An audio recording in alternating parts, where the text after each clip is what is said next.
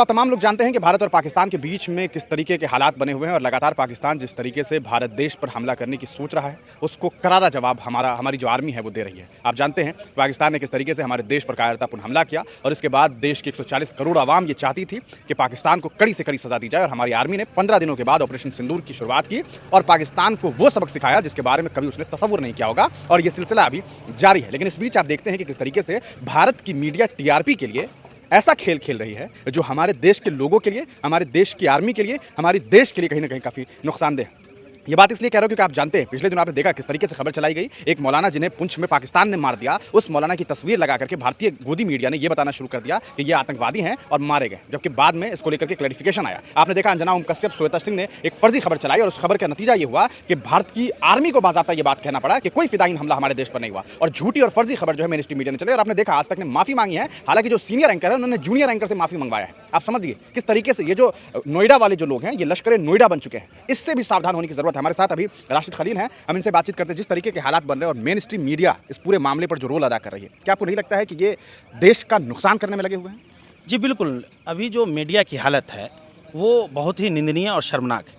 ऐसे हालात में जब पूरा देश का 140 करोड़ लोग एकजुट होकर अपने दुश्मन से लड़ रहा है, ऐसे वक्त में देश में नफरत का माहौल फैलाना और इस तरीके की खबरें चलाकर कि देश में आपसी स्वार्थ बिगड़े, ये बहुत ही घटिया हरकत है। अब पैनिक किया जा रहा है, देश के लोगों को डराया जाए, जबकि हमारी आर्मी काफ़ी है। बिल्कुल बिल्कुल, देश के लोगों को डराने का और उसको आपस में लड़ाने का ये मीडिया की पुरानी जो आदत है उसको करने का प्रयास कर रही है। आप खुद अंदाज़ा लगाइए ना कि मीडिया के फर्जी खबरों से तंग आकर आर्मी को बयान जारी करना पड़ रहा है, फर्जी खबरों से परेशान होकर केंद्रीय मंत्री को बयान जारी करना पड़ रहा है। आज किरण रिजिजू ने बयान दिया है। बिल्कुल, केंद्रीय मंत्री जब बयान दे रहे हैं तो आप समझिए कि ये मामला कितना संगीन है।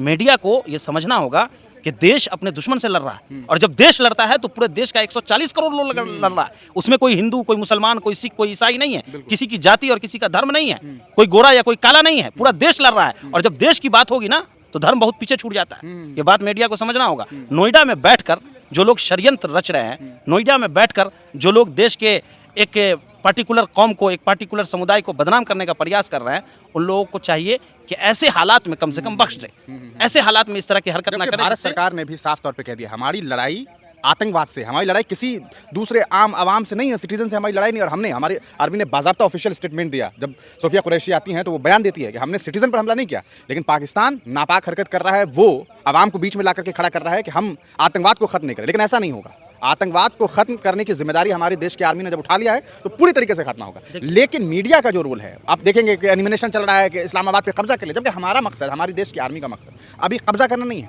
आतंकवाद को खत्म करना है, चाहे वो किसी मुल्क में हो। आज पाकिस्तान में पाकिस्तान को खत्म करेंगे, अगर बीच में कोई आएगा उसको खत्म करेंगे। तो ये जो मीडिया का रोल है। देखिए, सवाल जहाँ तक पाकिस्तान का है तो पाकिस्तान एक गंदा देश है, वहाँ रहने वाले लोग गंदी ज़हनियत के लोग हैं, उनकी साजिश हमेशा गंदी रही है, उनकी नज़र हमारे देश पर हमेशा गंदी रही है।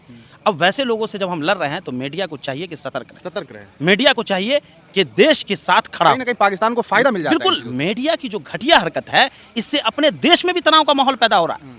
मीडिया के मैं तो कह रहा हूं कि भारत सरकार को चाहिए कि नेशनल मीडिया के लिए भी एडवाइजरी जारी की जाए। की गई है जारी, लेकिन कोई मानने वाले ने कहा जा रहा है कि नहीं माना जा रहा है, नहीं माना जा रहा है तो ऐसे नहीं माना जा रहा है तो ऐसे चैनलों को तत्काल बैन करना चाहिए और ऐसे संस्थापकों को और ऐसे एंकरों को तत्काल उस पर कार्रवाई होनी चाहिए।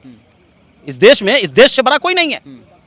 और एक बात याद रखिएगा कि देश के 140 करोड़ लोगों के रगों में राष्ट्रवाद बसता है। ये किसी के कहने से खत्म नहीं हो जाएगा। हमारे और हमारे बिरादरान वतन यानी हमारे भाइयों का जो मामला है वो क्या है, दो जिस्म एक जान की है। अगर उनके जिस्म को ठेस पहुंचेगी तो चोट हमें आएगी, दर्द हमें होगा। हम एक प्लेट में खाने वाले लोग हैं, हम एक मोहल्ले में रहने वाले लोग हैं।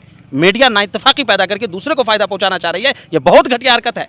हम तो कह रहे हैं कि सरकार को तत्काल ऐसे लोगों पर शिकंजा कसना होगा, नहीं तो ये लोग जिनकी चाल बहस गई है, जिनका रास्ता भटक गया है, जो लोग हमेशा देश में नफरत का माहौल फैलाने का प्रयास करते हैं, ऐसे लोगों पर कार्रवाई बहुत जरूरी है। और इस मीडिया के साथ साथ सोशल मीडिया पर भी या फिर यूट्यूबर भी कुछ ऐसे लोग हैं जो इसकी आड़ में अपना फायदा तलाश रहे हैं, अपनी टीआरपी खोज रहे हैं। ऐसे लोगों पर सख्त कार्रवाई की जरूरत है। ऐसे लोगों पर क्योंकि राष्ट्रवाद के सामने कोई बड़ा नहीं कोई है, नहीं देश बड़ा, के सामने कोई बड़ा नहीं है, और जब देश की बात आएगी तो किसी से समझौता का कोई गुंजाइश नहीं है। चलिए, तो ये हमारे साथ राशिद खलील, और कहीं ना कहीं उन्होंने साफ तौर पर ये बात कही है कि सरकार को इस पूरे मामले में जो है ये गौर व फिक्र करने की ज़रूरत है कि जो लोग आज के दौर में, ऐसे वक्त में जब हमारे देश में हालात आप देख रहे हैं किस तरीके के बने हुए हैं, हमारी आर्मी पुरजोर तरीके से पाकिस्तान से लड़ रही है और बिल्कुल अच्छे तरीके से और सलीके से लड़ रही है। ऐसे में जो नाइत्तफाकी पैदा करने की कोशिश मेन स्ट्रीम मीडिया कर रही है, उस पर कहीं ना कहीं सरकार को संज्ञान लेने की ज़रूरत है।